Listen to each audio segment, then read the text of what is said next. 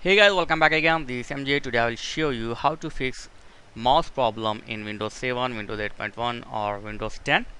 If you are getting any problem like mouse not working properly or mouse arrow not showing in the desktop, so I will use the keyboard to fix this problem. So try to select your this PC or my computer by pressing Shift tab or tab. So as you can see here, this PC selected now.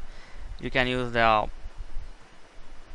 keyboard up and down arrow keys. After you select this PC or my computer, press menu button from the keyboard like this, and now go down by using down arrow key, select manage and hit enter.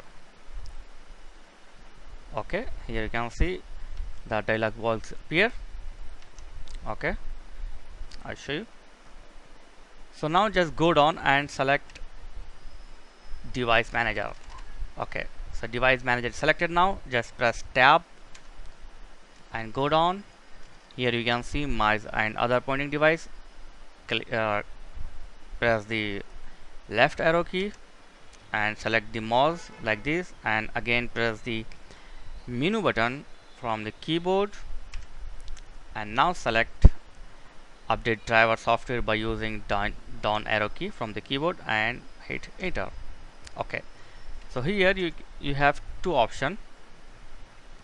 Like one is search automatically for updates. You can take this one. Okay, click here and it will update your drivers automatic. Try for this. If this does not work, you can go with another one. Just press again the menu key, click driver update and come down. Now click on browse my driver software, and now you need to select let me pick up.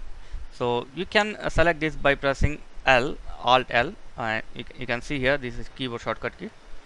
So select this and click N, Alt N to proceed this method, and after this your mouse will be working fine. I hope this. So thank for watching. See you in next video. Please like, share and subscribe. Thank you very much.